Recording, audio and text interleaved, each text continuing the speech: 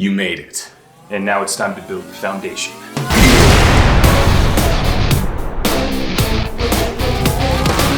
Welcome to the beginning.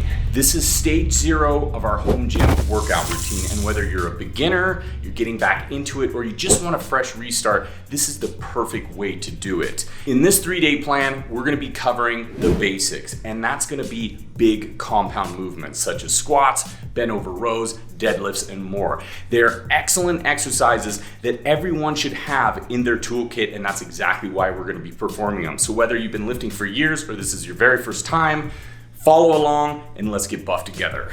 Yeah. Now, before we start with any weights, we want to focus on some mobility here. Now, mobility is extremely important. Whether you're advanced or just starting out, it's a good idea to begin your workouts with some mobility. There's a few reasons why it's so good. One, there's specific joints that should be very mobile, like your ankles, your hips, your thoracic spine, your shoulders. So those are the areas you really want to work on. And what happens is sometimes there's certain areas that are a little bit more tight than others. So if you go into maybe a squat, maybe your right hip is a little bit more tight. So it's an imbalance there. And as you start exercising and start performing these workouts, you're gonna create more imbalances because one side might be more mobile, pushing a little bit harder. It's also making sure you're able to get that full range of motion in all your exercises, because a fuller range of motion is only gonna benefit you more and more. And you're just gonna feel more limber, you're gonna feel better, you're not gonna feel as tight, and it's gonna prevent injury. And injury prevention is a huge thing.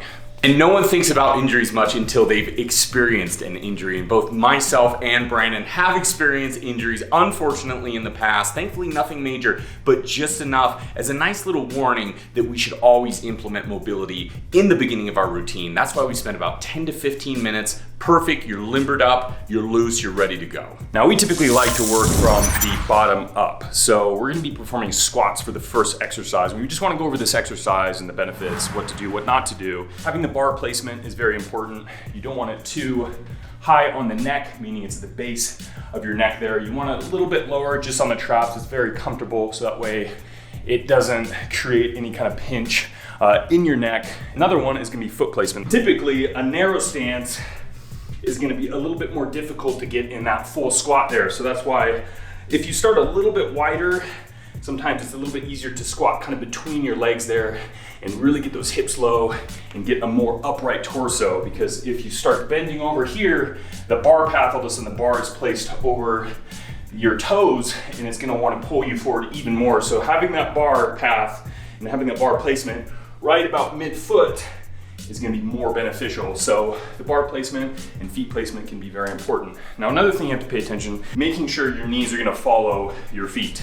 So if they're buckling in, that's an immediate indication that you might have weak adductors, glutes, or maybe you're just not paying attention to externally rotate your knees out, which is gonna strengthen that lift, but it's also gonna put your knees in a better place and then prevent injury later down the line. So make sure you're externally rotating, pulling those knees out, and making sure they're following those toes and really kind of pushing that out. That's gonna engage your glutes a little bit more as well. Another thing is gonna be range of motion. So it's gonna be a little scary for trying to squat for the first time to get in that full range of motion. So squatting all the way down, you know, it feels unsafe. So if you come all the way down with that weight, you're gonna feel like, well, will I be able to push the weight back up? So sometimes you'll see someone very unfamiliar with squats doing this, kind of those quarter squats, half squats, whatever you wanna call them, because they're scared.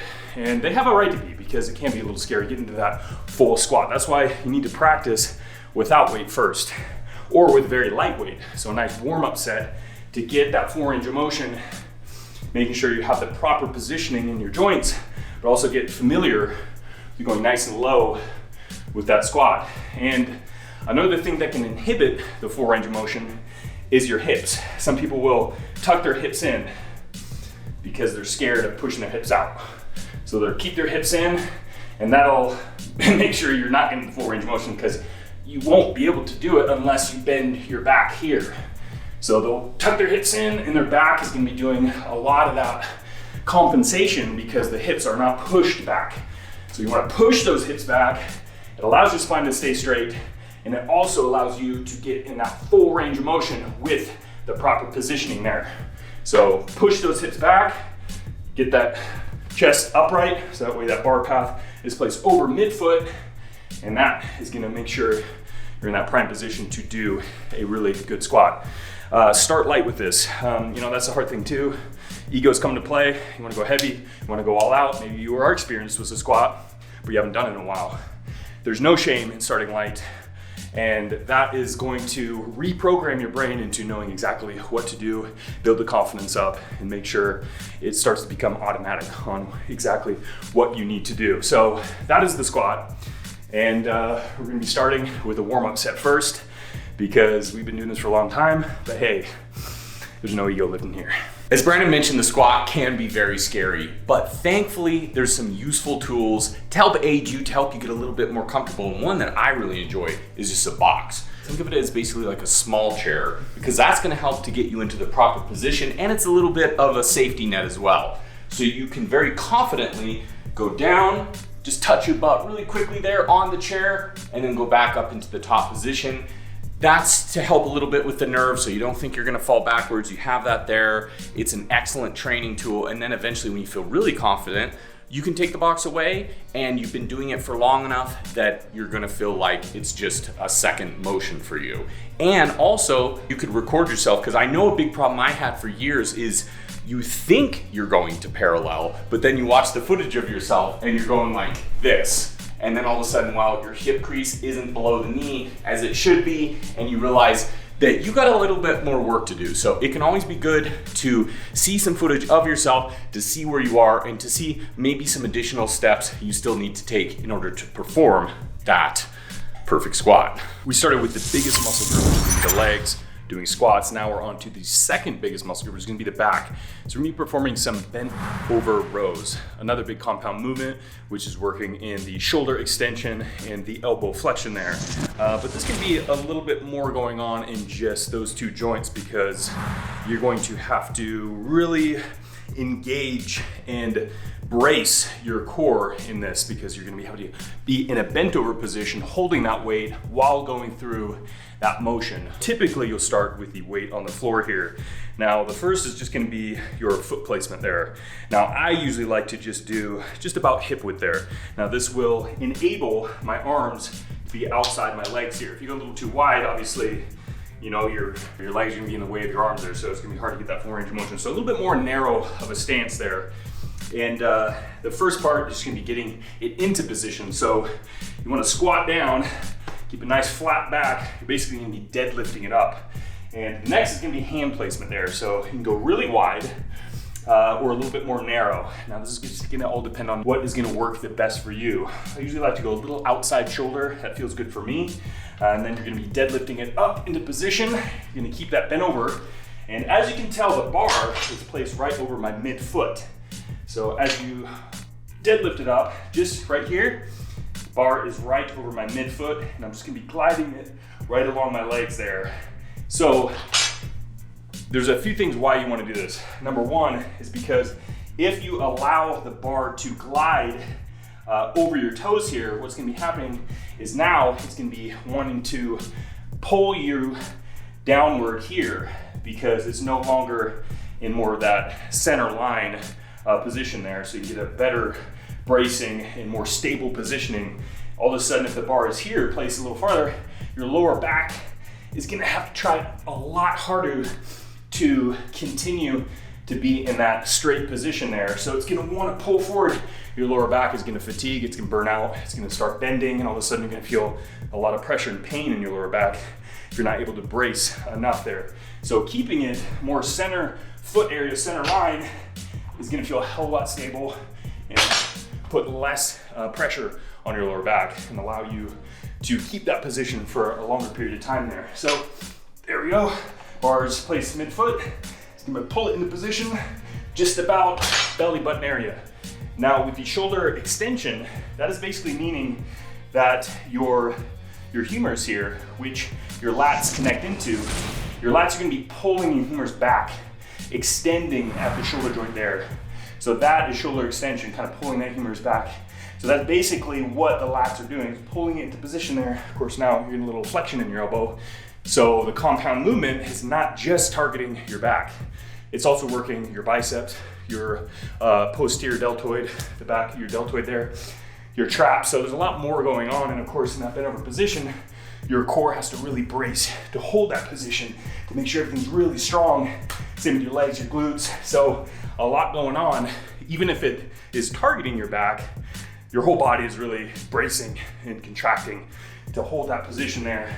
Some people like to start with the weight on the floor, where it's basically start here, pull, and then stop. Now this is also bent over row, but the benefit of it is it's allowing you to put less of that bracing and less fatigue in that lower back, because you're allowing yourself to rest between reps. So basically brace, pull, back down, lower back gets a little break, and then you go again.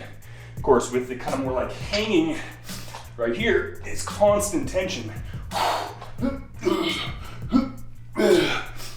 So your lower back can fatigue a little bit if you're not careful, but it is that time under tension, meaning a little bit benefit because the muscles are constantly contracting and have to hold that position. So you can really choose which one benefits you the most, which one you want to try. But those are the things you want to keep in mind for this exercise. An amazing one, and one that really kicks your ass. So what constitutes a beginner's plans? Because there's a lot of plans out there. Well, for us, our philosophy is pretty simple. It is learning the basic exercises that you will be using your entire life. And those are what they call the golden five, which is squats, deadlifts, pull-ups, overhead press, and bench press. There's a couple more in this plan other than those, but those are about the 5 greatest exercises you could ever learn. They're working multiple muscle groups in one movement, and you're getting a lot of bang for your buck in these ones. So it's basically like learning the foundations of a new language or music. You always want to learn those basics, like the cowboy chords in a guitar, for instance. Maybe it's a little boring at first, but when you learn that, everything continues to grow from there. And that's a lot like our beginner's plans. And in addition to these 5 classic exercises,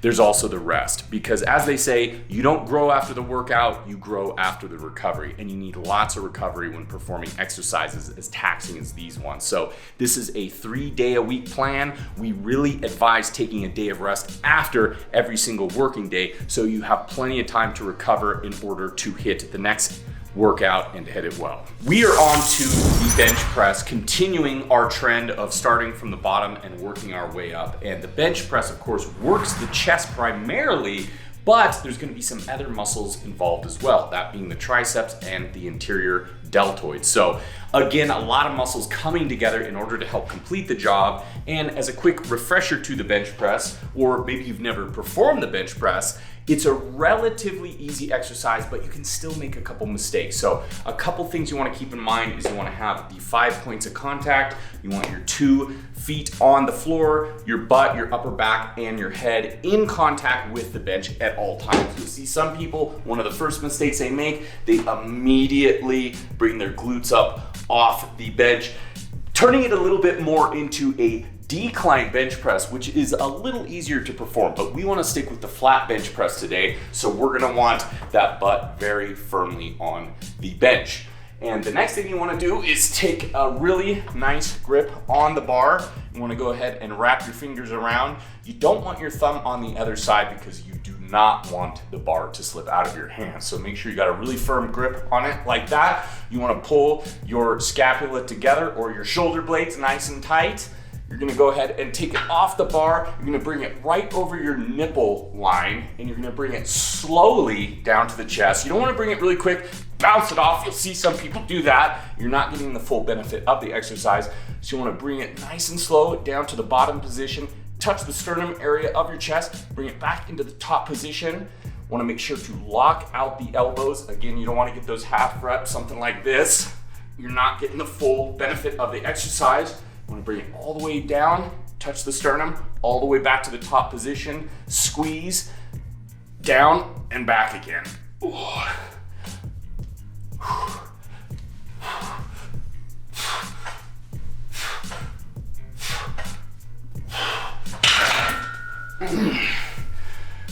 And that is already working because I am feeling that pump in my chest. Again, we're gonna be beginning with a warm-up set, 10, 15 reps, very lightweight. You can even start with a bar if you'd like, and then we'll move on to the working sets, which is 5 sets of 5 reps. The last exercise is gonna be the shoulders, and we are performing the overhead press. Now, a few things you wanna keep in mind when performing this exercise is we're gonna start from the bottom up here. So your base of support is gonna be your feet placement, which is gonna be decently wide here.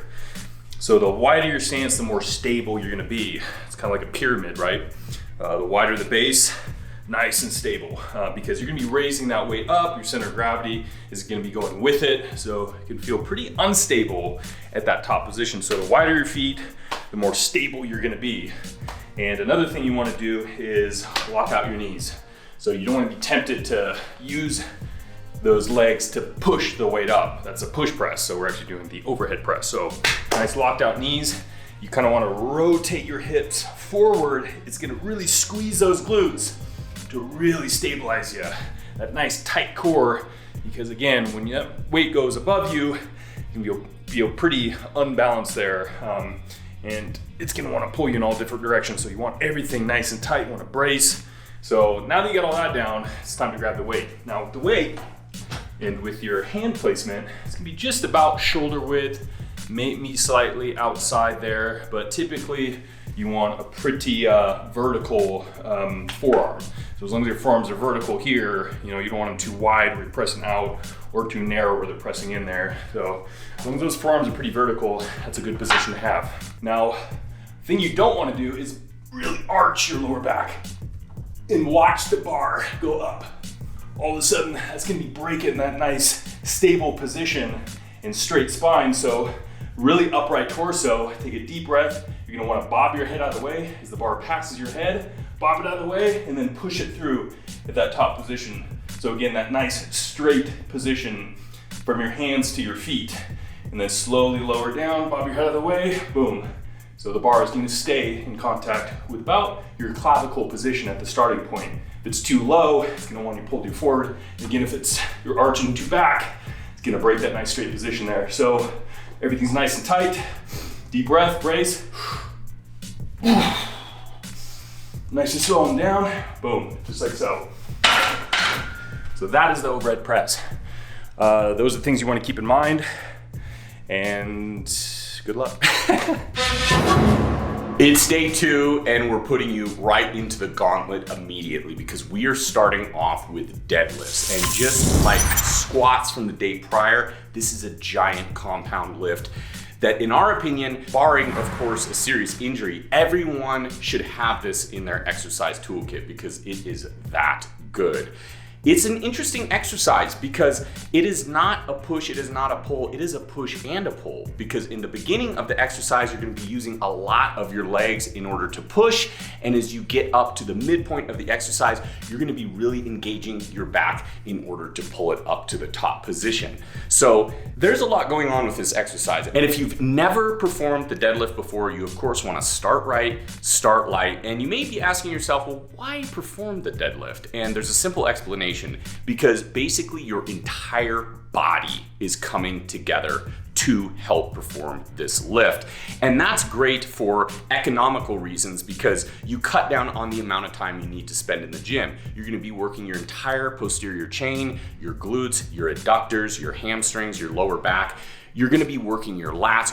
Everything more or less is coming together in order to pull it to the top position. It's also very functional as well because this is a movement you're gonna be using a lot in your life. And if you learn the basics of the deadlift, you'll learn how to lift a lot of different things, which is really great. And the deadlift has a little bit of a religion surrounding it. You got a lot of people out there who go very in depth in regards to how to perform this exercise, but today we're gonna be keeping it pretty simple just to show you the basics. First thing you're gonna wanna do is step up to the bar, have it about mid-foot, and you're gonna be bowing forward. And as you do that, your shins are gonna be just about touching the bar, feet hip width, hands right outside your legs in a comfortable position. You're gonna wanna have your back straight, chest up, engage the lats, pull them back like this as you're gripping the bar.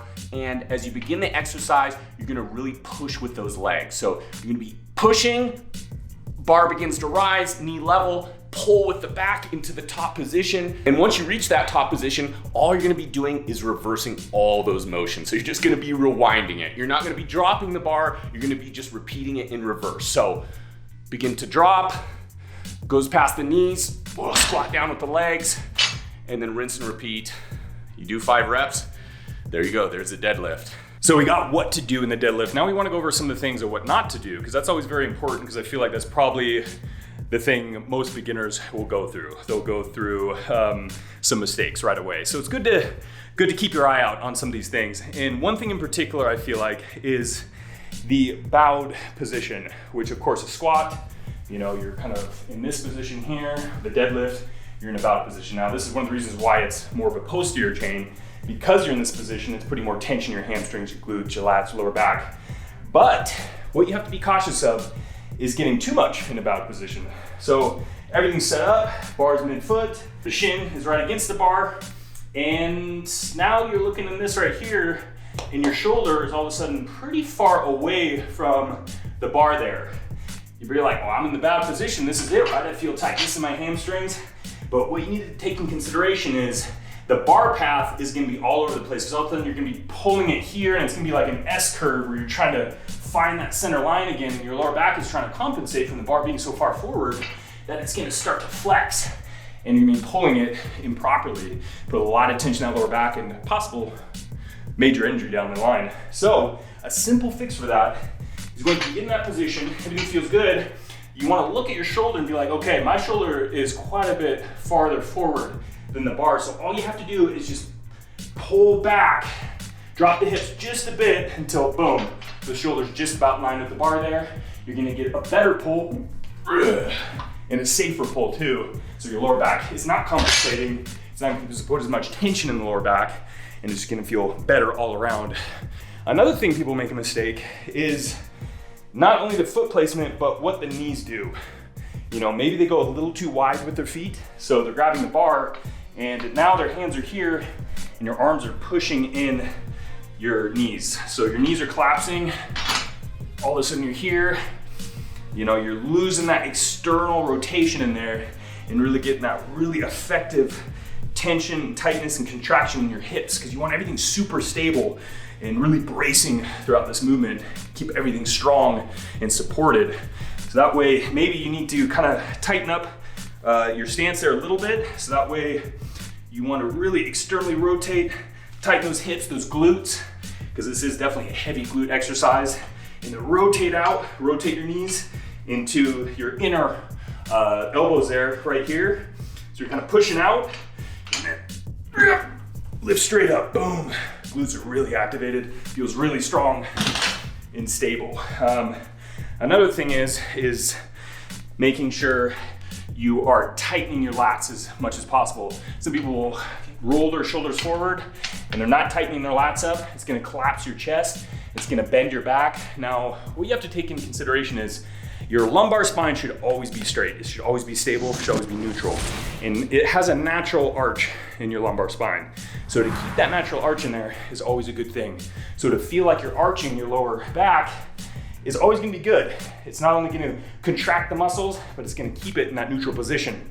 Now, if you have a slight bend in your thoracic spine, that's okay. So sometimes if you see someone with a slight bend in the thoracic pulling, but their lower back is straight, that's not a bad thing. The thoracic spine is more mobile. It is able to flex a little bit, so that's okay. But what you do wanna pay attention to is your lower back. Now, if you're not tightening your lats, and your shoulders are rolled forward, your chest collapses, all of a sudden your lower back can start to bend and flex. Put a lot of pressure on there, and all of a sudden you'll get this, you know, the cat back or whatever they call it, and that can be a potential risk for some major injury, especially if you're going heavy. So what you want to do is tighten those lats up, and a good way to think about that is make your armpits disappear. So you're really kind of like rotating in, almost like you're doing a straight arm pull down. Boom, make your armpits disappear. It tightens everything up. It makes sure that your chest is up, your lower back is nice and straight and flat.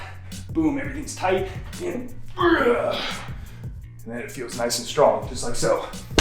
Oh, so some of the do nots and some of the fixes, hopefully that helps you out, definitely helped me out. And there you go. Good luck. We're on to our second exercise, and that is gonna be the pull-up, an excellent indication of overall upper body strength. You're gonna go ahead and begin by grabbing the bar. I'm grabbing it a little bit wider here. You feel free to grab it a little bit more narrow, whatever's more comfortable with you. And with this one, what you're gonna wanna go ahead and do, take a really firm grip, and you're going to go ahead and retract and depress the scapula. And as soon as you depress, you're really gonna feel that engagement in your lower lats immediately. That is a good sign because that's showing you that you are ready to begin to pull yourself up into the top position. And what we really like to try and imagine what we're doing as we're doing that is we're basically thinking that we're putting our elbows in our back pocket. So you're almost thinking of it like this. As you're pulling, you're doing this motion right here, trying to get them as low as possible. The goal here is to get your chin above the bar, just touching that upper part of your chest to the bar to get a full range of motion. I'm gonna go ahead and perform it right now. I'm retracting, depressing the scapula, really feeling the engagement in the lats. I'm gonna go ahead and pull myself up to the top position. You're gonna hold for just a moment, slowly let yourself back down, and rinse and repeat. You'll see people perform pull-ups different ways. Sometimes they're really just trying to get through them, so they're using a lot of body action there. You don't want to use your lower body in order to help assist you to get up into that top position. You're really trying to focus on the upper body here. So slow and controlled, again, vertical movement there, up top position, back down slowly. And you performed a pull-up, one of our favorite bodyweight exercises. Of course, you can add more weight if you'd like, especially when only performing 5 reps. But if you can only perform 5 reps with just body weight, that's great too. And if you're struggling to even perform a pull-up, thankfully there's a lot of different assistant exercises out there. You can use mobility bands as an aid, you can use inverted rows, and you can also use pull-up negatives, which is where you just jump into the top position and slowly lower yourself back down. All of those are going to help aid, assist, and strengthen you until you can finally perform your first pull-up. And once you do, congratulations. It's one of our favorite exercises of all time. We've performed thousands in the past. We're gonna perform thousands in the future. My all-time favorite bodyweight exercise. Moving on to incline bench press, another upper body exercise. On day number 1, we perform bench press. This is a slight variation. You may be asking yourself, why? Well, with the incline, we're putting a little bit more attention on the clavicular or upper chest area, a smaller muscle group, but a very important one visually especially, and genetics can come into play on some of these exercises. For both me and Brandon, we've got to put a little bit more of a priority on our upper chest as a little bit of a lagging muscle group. And for almost every individual, you're gonna find the body parts or lifts that come easier to you and the ones that can be a little bit more difficult or you're lagging behind. And you don't want to neglect those. You want to put some attention on those because, for instance, growing up, me and Brandon, we have pretty good arm genetics. So we put a lot of attention on those arms. We overdeveloped them and we didn't put as much attention as we should have on maybe some exercises such as squats, maybe exercises focusing on our upper chest such as the incline bench press. So just because it doesn't come as naturally to you doesn't mean you want to neglect it because it'll get farther and farther behind. Hence the reason we like to make some of the exercises that work the muscle groups that don't come as naturally to us a priority, such as incline bench press. You'll see 5x5 in almost every program that we come out with for the beginner phase. It is so good because it's really working on that progressive overload. That's really the point of it. It's 5 sets of 5 repetitions, and what you're really trying to do is barely reach those 5 reps. Meaning that you're picking a weight where you're struggling at that 5th rep, and sometimes you won't even make that 5th repetition by the 5th set. So your muscles are fatigued, they're tiring, the weight is getting a little too heavy for you. But that's really the point, because the more you do that, the more your body, the more your muscles are adapting to the weight and to the resistance to the stimulation you're putting on them. So this is why it's very important to track your weights. And that is gonna take a little bit of time. That's why you always start a little bit lighter. You can work up to a weight that you're struggling with at that 5 repetition range. And so what you wanna do is mark that weight and say, okay, I got 4 reps with this weight on the 5th set of, let's say, squats or bench press. So in your mind, you know pretty much where to start the next week. And the point is to force those muscles to grow, so you want to continue to add weight, small amounts of weight each week, but more weight nonetheless. And that is the progressive overload. So let's say you're starting with 135 pounds for 5 repetitions your first week on bench press or squats. By the third week, it could be anywhere maybe 185 for 5 repetitions or 4 repetitions. The point is you are adding that weight and you're forcing your body and the muscles to adapt to that heavier weight. And that is a tried and true proven method that will always get results. That is why it's so excellent for a beginner's program, because you will get results no matter what. And you don't have to do it just for 3 weeks. You can do it for 6 weeks. You can do it for months, because you're always increasing the weight. You're always adapting. You know, there's a certain point that you want to add some more complexity to your programming, but this is a perfect starting point. Last exercise is going to be the upright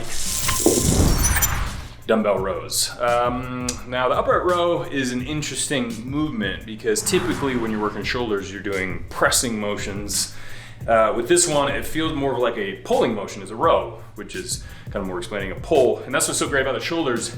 They work in all sorts of different directions. I mean, it's the most mobile joint in the body, so you can do quite a bit with that. So the upright rows are an excellent compound movement to work the delts, much like you would in a pressing motion, but of course it just changes the angle of the exercise there. Now, what you're doing is really just pulling the weight into this upright position there, just below the chin, and that's really gonna be engaging those shoulders because they're pulling that weight up. You're also flexing in the elbows, so you're working a little bit of the biceps as well. Since it is a row, the biceps are gonna be helping in a flexion of the elbow or a pull. But the hard thing about this is some people don't really find this exercise the most comfortable, and it typically is because you're using a barbell or a bar. So you're in more of a fixed position, and as you're here, the shoulder can feel a little bit of an impingement there because it is a little bit more of an internal rotation. So whenever you're internally rotating your shoulder, it's not as much in a prime position to get a good pull or push. Usually an external rotation where you're kind of pulling your elbows back or your shoulders back kind of puts the shoulder in a more safe position there. But the good thing about the dumbbells is you can really adjust the positioning of your shoulders and the pull or the motion of this exercise to be a little bit more comfortable and put your shoulders in a safer position and enhance the exercise that way instead of add too much of the risk of injury there. So that's why we're doing it with the dumbbell. An excellent exercise, one that really get those shoulders pumped up, and it works excellent.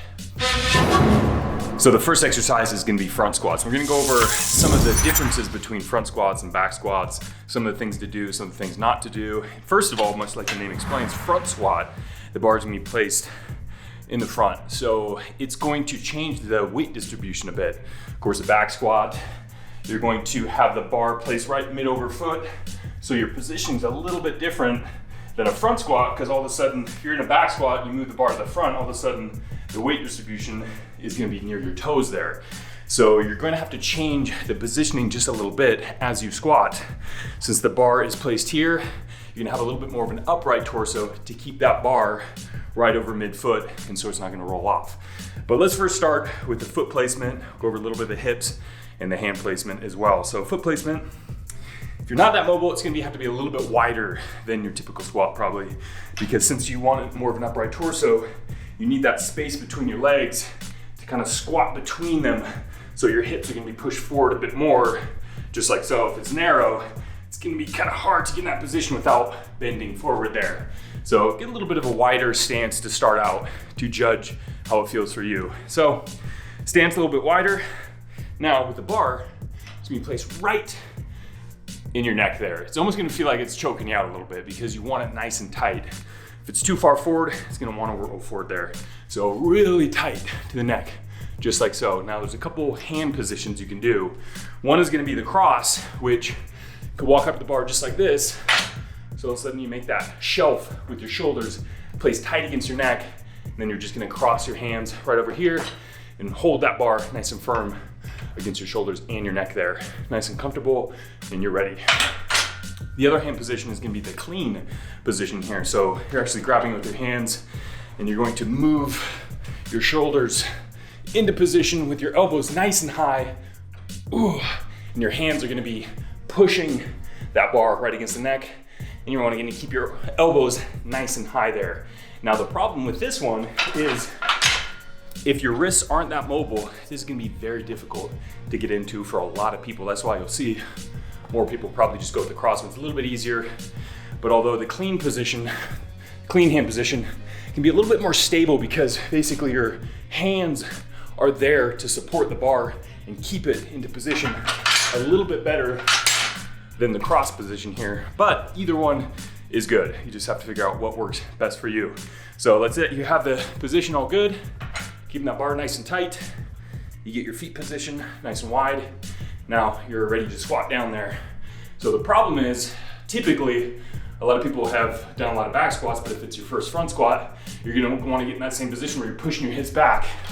All of a sudden, you're bent way too far forward, the bar's immediately gonna wanna fall off of you. So you're gonna have to pull your elbows up, keep the chest nice and high. You're gonna have to squat down, really accentuate the arch in your back. So that way it keeps it nice and neutral. Elbows high, lead with your elbows as you squat up, and that's gonna help you a lot to maintain that proper positioning there. And because the weight distribution has changed a bit, it's gonna be a little bit more quad focus than your typical maybe back squat. So things to remember: a little bit wider of a stance, a vertical torso, keep your elbows high as you squat down, and then lead with your elbows as you squat up. It's gonna help pull that chest high, keep that bar nice and firm against your shoulders and your neck there. Keep it in position. Things not to do: too narrow of a stance. You know, it's gonna be hard to get in that vertical torso. You don't want to push your hips too far back, as in a typical squat. Bar's gonna wanna roll forward, and you want to make sure you lead with the elbows there. If your elbows drop too much, it's immediately gonna collapse your chest. Bar's gonna wanna roll forward, and then, well, that's not a good time. And there you go. Good luck with your front squats. We're on to the T-bar rows, continuing our tradition, just like on day 1 and day 2, to start with the largest muscle group and work our way down. Back being the second largest, that means it's next up. And the T-bar row is an excellent back exercise, but there is a few things you want to keep in mind in order to perform it to the best of your ability. Now, number one, you're going to want to find a safe place to go ahead and put your bar into a corner. As you can see, we have a nice little landmine attachment that we've made, but if you don't have that available, you can always just stick a bar in the corner. We have ours weighted down for safety, and then in order to perform the exercise, we're just using a V-grip attachment, but if you don't have this available, you can always use a towel, which is what we've done in the past. You just wanna make sure it's a very sturdy one because you don't want it to rip. And now let's go over how to perform the exercise itself. You're gonna go ahead and straddle the bar. You're gonna want your feet placed a little outside hip width, toes pointed slightly outward. You're gonna go ahead and bow into position, wrap your attachment around the bar, and you're gonna go ahead and pull it up just about to the chest area. As you can see, we're using a 45-pound plate, so there's not really much more to go, and then I know that I have performed the full range of motion. Pretty simple movement, but there is a few things you want to keep in mind in order to perform it correctly. In this exercise, you're using a little bit of the elbow flexion, but you're also using the shoulder extension to really activate the back, because this is primarily a back exercise. But what you also want to make sure and do in performing it is that when you're rowing upward, you want to go ahead and retract and depress the scapula. Look, something a little similar to this. So retracting and depressing. That is really going to make sure that your back is engaged and you are getting the full benefits, because if as you're performing the exercise, you got your shoulders rolled forward and shrugged just like this here, you're not going to be getting nearly as much benefit in the back. In fact, as I'm doing it like this, pretty much all I'm feeling it in is my arms. Whereas if I was to retract the scapula back, depress it down, row to the top position, I'm feeling that immediate engagement. So you want to keep those things in mind, and it's going to really make the T-bar row beneficial for you and that growth in your back. We're on to our final two exercises. It's going to be bench press followed by the overhead press. We've already covered both of these tutorials previously in the video, so I want to take a really quick moment to cover briefly something that goes hand in hand with all these workouts, and without it, you will never achieve your fitness goals, and that is food. For a lot of people, that is the big roadblock. I know it was for me for years, and once I got my food in order, everything came together, which was absolutely amazing. That's another big subject all on its own, so I've linked the video down below where we cover everything you need to get your food journey started. Again, it can be a breakthrough for a lot of people, myself included, so please check it out if you have any questions in regards to nutrition, because again, without it, you will never get as far as you can with it. That is it. That wraps up stage 0 of the home gym workout plan. Hope you guys enjoyed it. Good luck with it. And this is only leading into more difficult stages, which you can find in our program, the Buff Dudes Home Gym Workout Plan. Link in description. Yeah. Follow along. Let's all get buff together. Oh yeah. See you next time. Stay buff.